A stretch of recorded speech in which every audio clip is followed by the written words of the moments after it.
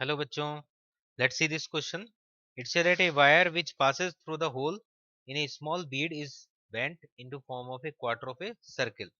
The wire is fixed vertically on the ground as shown in the figure. The bead is released from near the top of the wire and it slides along the wire without friction. As the beads move from A to B, the force it applied on the wire is. तो हमें ये बताना है कि बीड यहाँ पर wire पे कितना फोर्स अप्लाई करेगी। तो बीड का जैसे कोई भी एक्शन होगा तो उसका रिएक्शन जो होगा वायर पे वो कहलाएगा नॉर्मल रिएक्शन। इसमें अभी यहाँ पे डायग्राम दिया हुआ है और ये 4 ऑप्शन गिवन है। 2014 में ये क्वेश्चन पूछा गया था जेईई एडवांस में। इस क्वेश्चन को सॉल्व करने के लिए जो हमारा की कॉन्सेप्ट होगा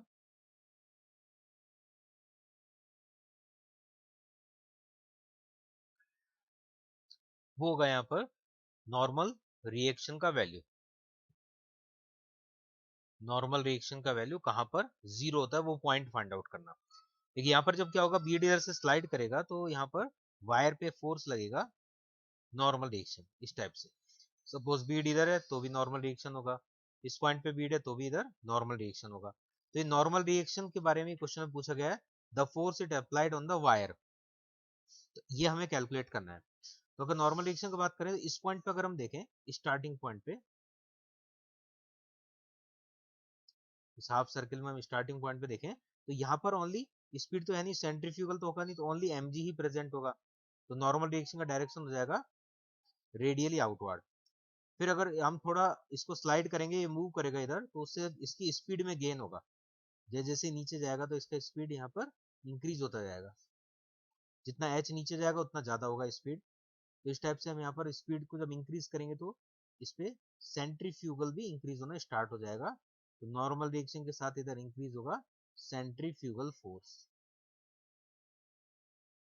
mg का दो कंपोनेंट होंगे, एक होगा इस डायरेक्शन में नॉर्मल रिएक्शन का अगेंस्ट में, वो हम इधर से एंगल थीटा से कैलकुलेट कर लेंगे, ये हो जाएगा mg cos थीटा। एक ऐसा पॉइंट आएगा जब नॉर्मल रिएक्शन यहाँ पर जीरो हो जाएगा, क्योंकि स्पीड इंक्रीज होता जाएगा। स्पीड इंक्रीज होते होते यहाँ पर जब mg cos थीटा को ये दोनों बैलेंस कर लेंगे तब उस कंडीशन में r हो जाएगा जीरो एट ए पॉइंट। तो उस पॉइंट को मैं p बोल देता हूँ। एट ए पॉइंट p नॉर्मल रिएक्शन को r सिंबल भी लिख सकते हैं, n भी लिख सकते हैं, कोई भी एक सिंबल हम यूज में ले सकते हैं। r will be zero. तो इस पॉइंट की अगर बात करें तो यहाँ पर जो सेंट्रीफ्यूगल है उसने बैलेंस कर लिया है mg cos थीटा को। तो इस पॉइंट पे जो भी थीटा होगा यहाँ पर हम स्पीड से निकाल सकते हैं इजीली।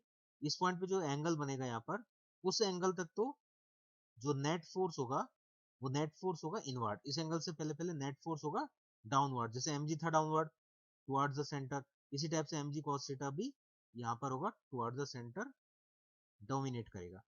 जैसे ही इस पॉइंट से हम आगे जाएंगे तो स्पीड अब क्या होगा, ज्यादा इंक्रीज हो जाएगा। यहाँ पर तो नॉर्मल रिएक्शन जीरो हो गया, अब क्या होगा, सेंट्रीफ्यूगल और ज्यादा हो जाएगा। तो सेंट्रीफ्यूगल जब ज्यादा हो जाएगा तो इनवर्ड जो mg cos थीटा उसके कंपेयर में बाहर सेंट्रीफ्यूगल अब इंक्रीज हो जाएगा। अब जो रिजल्टेंट फोर्स है उसका डायरेक्शन हो जाएगा आउटवर्ड। तो इस कंप्लीट सर्कुलर मोशन में जो मेन यूज है वो है सेंट्रीफ्यूगल फोर्स का। तो यहाँ पर इस डायग्राम में हम ये पॉइंट P ले लेते हैं और इस P पॉइंट के लिए एंगल ले लेते हैं सपोज थीटा। तो इस पॉइंट के लिए यहाँ पर ये एंगल थीटा है। तो इस पॉइंट से पहले पहले mg cos थीटा डोमिनेट करेगा तो नेट फोर्स डाउनवर्ड होगा, तो उससे नॉर्मल रिएक्शन हो जाएगा आउटवर्ड। हमें तो नॉर्मल रिएक्शन बताना था, ये हो जाएगा आउटवर्ड। इस P पॉइंट के बाद में सेंट्रीफ्यूगल ज्यादा हो जाएगा और सेंट्रीफ्यूगल ज्यादा होने से रिजल्टेंट फोर्स जो होगा, नेट फोर्स होगा, वो होगा आउटवर्ड। तो उससे जो अब जो नॉर्मल रिएक्शन लगेगा वो हो जाएगा इनवर्ड। तो P पॉइंट से जस्ट पहले और जस्ट पॉइंट बाद में ये दो यहाँ पर ऐसी पोजीशन होगी जब ये इफेक्ट होगा। और कैलकुलेशन हम इस पॉइंट से कर लेंगे। यहाँ पर स्पीड हम निकाल लेंगे हाइट के हेल्प से। किसी भी सर्कुलर मोशन में हम जो हाइट कैलकुलेट करते हैं उसका फॉर्मूला होता है r into one minus cos theta. Theta angle यहाँ पर हम बना सकते हैं इस टाइप से। तो इसमें ये कॉन्सेप्ट है हमारा कि first of all normal reaction एक पर्टिकुलर पॉइंट तक एक डायरेक्शन में होगा, उसके बाद उसका डायरेक्शन यहाँ पर चेंज हो जाएगा।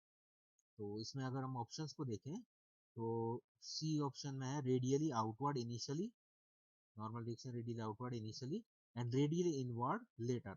Radially inward later, C option यहाँ पर करेक्ट है। तो सी ऑप्शन करेक्ट है। इसका कॉन्सेप्ट है यहाँ पर सेंट्रीफ्यूगल फोर्स का इंक्रीज हो जाना। पहले सेंट्रीफ्यूगल कम था तो इनवर्ड जो mg cos थीटा थे कंपोनेंट्स वो ज्यादा थे, उसके बाद एक सर्टेन पॉइंट के बाद सेंट्रीफ्यूगल ज्यादा हो गया तो फोर्स का डायरेक्शन उल्टा हो गया. So option C is correct here. Hope you understand it well. Best of luck.